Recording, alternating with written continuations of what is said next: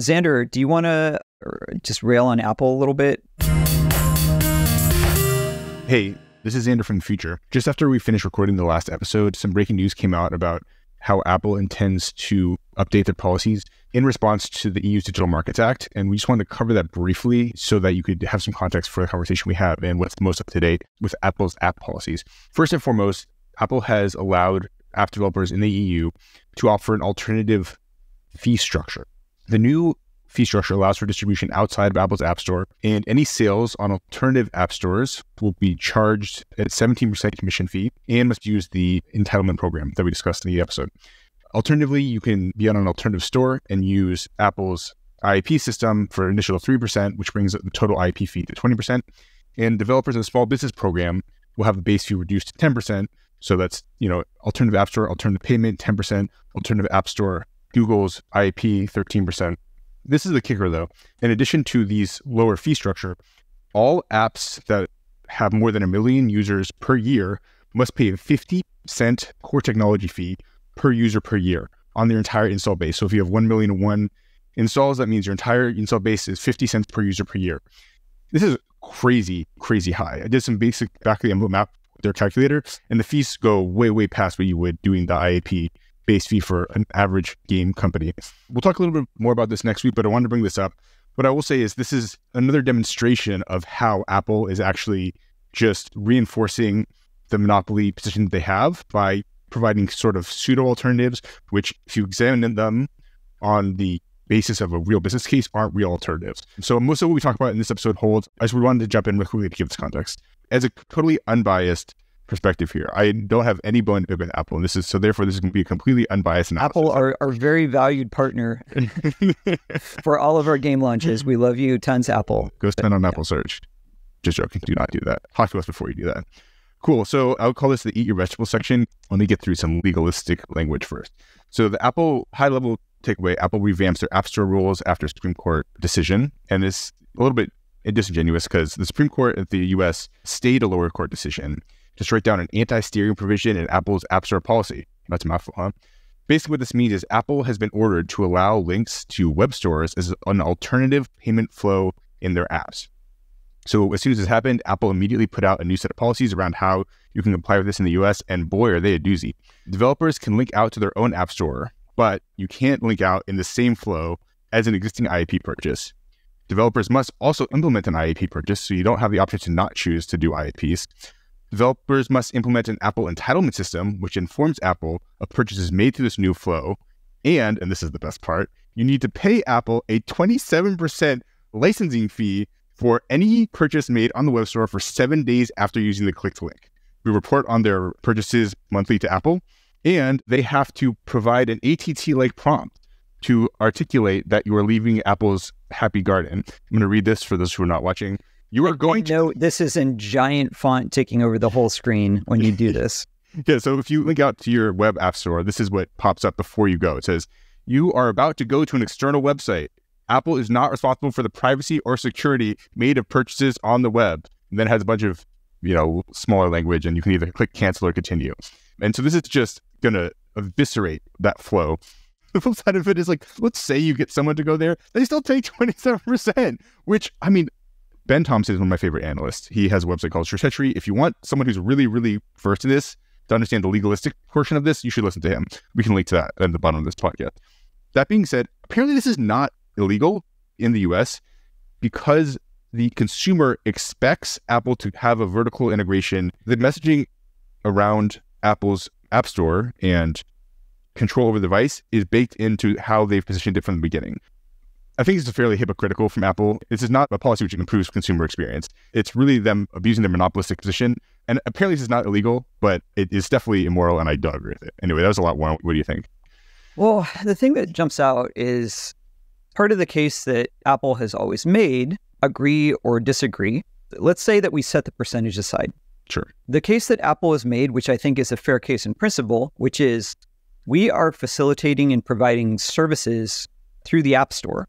We're processing payments, we're facilitating consumers getting refunds, we're streamlining the experience for them, we're streamlining the ease of distribution of the app, and everything other than that last point of bringing people into your IP via the App Store, none of that applies to external app stores. They're not processing the payment. They're explicitly saying, we don't stand behind this. Like, we can't guarantee anything if you make this purchase, but we're going to take our fee anyway. So I feel like it's a little bit mask off that they're applying the same percentage. But devil's advocate, I also see as a business, I'm sure they debated this a ton internally, but it needs to be, from their perspective, a similar kind of fee. If they make it too much lower, then it encourages behavior of all developers driving purchase activity outside of the native app experience, which is, and I'm being as most generous interpretation possible here, it is providing a worse user experience for users if the bulk of payments and economic activity can't happen app native. Does that mean this is the right solution for it? Absolutely not. But I think that's probably the case that we'll hear Apple making in their PR and outward facing, is we're trying to preserve safety and smooth user experience by encouraging this to stay inside the apps. At the end of the day, it's a pretty wild overstep to claim a third of a company's revenue almost just because you pass through the gates. Yeah, it's wild. And like, to be clear, like, if you were allowed to have a lower percentage fee on purchases happening outside of the App Store, you're right, costs would go down, value would be passed on to the consumer. Apple might eventually be forced to cut their fees in order to be competitive. That's capitalism working. That's like why we have markets. And so they're like doing something that is like clearly traditionally monopolistic. And now whether or not they are doing that legally, I don't know. Smart people say they are. It seems like this might be a sort of passing the Rubicon moment where this actually now seems like this is just an obvious and clear abuse of monopolistic power, but I'm not a lawyer. So we'll see what happens here. To me, this is just another reason to consider the number of really meaningful alternatives to mobile in the modern games ecosystem. Mobile was shrinking last year, PC was growing. You know, we do most of our business on mobile, but I think it's just another, you need to be diversifying, at least if you're a very, very large company thinking about how to build a games growth strategy going forward. And that being said, we do most of our business on mobile, but it just shows that the person who controls the turnstile is just not a good actor in the ecosystem overall. So another interesting thing about Apple, though, is like they have a bunch of really, really hardcore fanboys, and the Apple Vision Pro, I think, is the number one example of that.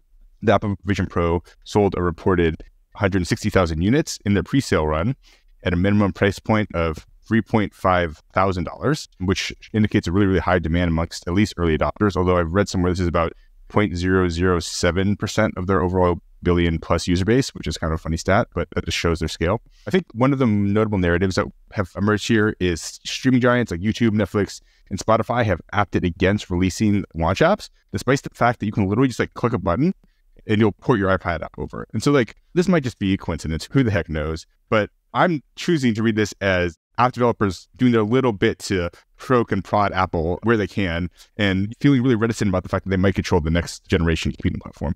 Any thoughts here, Warren? Yeah. Contrary to all the mean things we just said about Apple, at the end of the day, they still do make fantastic products, like with a level of polish and user experience. Yeah, that is second to none. I think it's a good way to get bullied if you're an early adopter of the Vision Pro and using it in public anywhere. But I'm really excited to eventually get my hands on one. I don't think I'll be coughing up 3,500, but even though I use it pretty rarely, my formative experiences with the Quest 2, I think, were my first kind of positive and eye-opening experiences with VR. It's just sort of like imagining where it can go.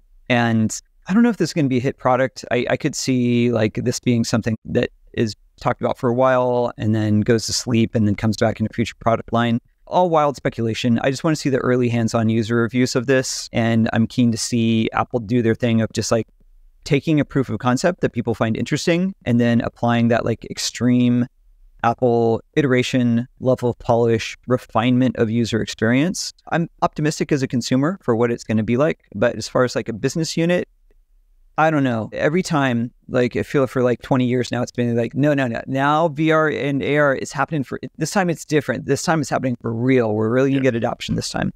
I can say if I was making a new game today, I would not prioritize anything custom that was any kind of meaningful dev resources to supporting either Vision Pro or just VR in general. I don't think the install base is there yet to merit anything versus the opportunities of mobile or PC adoption.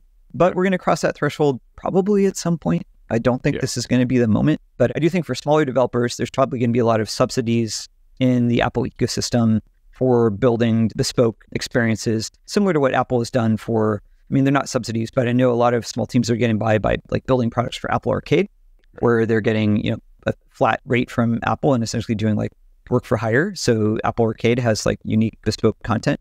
I think they'll probably go hard on that for Vision Pro. So I think that's an opportunity for small and indie developers. Yep, we'll see. I haven't used Apple Vision Pro. I would love to try it. From everything I've heard, it's supposed to be incredible. The experience is actually supposed to be incredible. Now, at $3,500, I'm not going to buy one. At $500, maybe $900, maybe I'd consider it. But yeah, you could buy like 2 dog NFTs for that price. You could buy, at least 2 dog NFT, and you can buy some other, you'd have a couple point ETHs left over. That being said, like, I was thinking about getting the MetaQuest 3 because the price point's right. I think one of the interesting things here is Meta is really, really investing in scaling up production there. So, I mean, their goal is to get like 1 million users on the MetaQuest 3 and really make this an ecosystem that's worth going after. And my understanding is they are currently subsidizing development on that platform, which makes sense. You got to subsidize their early adopters. From my understanding is like the developer relations, and I don't have no insider information here, but the developer relations for the Vision Pro, it's more like you are going to regret not being here more. So like it's all stick and no carrot, which I think when you have iPhone, that's fine. Everyone wants to be on iPhone. It doesn't matter if you don't need to give a carrot. The iPhone itself, the user base, the 1.2 billion users is the carrot, but that's not the case here. And so I think that they're negotiating from a slightly different position than they're used to, which is they're used to just everyone needing to be there. And so they have a leverage versus they don't have a leverage in this case. Can you elaborate on what you mean by that of them, their developer relations being all stick, no carrot? Well, so again, no insider information, but from reading some of the tech analysts that I follow who talk about this, the way that the developer relations have worked for this platform was they'd hit you up, the developer could come in for one afternoon to test with the platform, and then that was it. And then they're like, okay, do you want to be a launch title or not? Click this box. And a lot of the developers were like, can we come back and test it again? And they were like, no. And so I think that's not an experience that would instill loyalty in that, it's like, I have no idea if I want to test this. I mean, if you're Netflix, you're like, our user experience is fucking everything. You're not going to just like be like, oh, well, I hope it works. And so I think that is, right. I mean, again, this is like third hand. This is me hearing from someone, but that's my understanding of what's going on under the hood with the developer relations team right now. We've gone through a lot of vegetables. Maybe we get to talk about a little bit of a sugar high. Yeah.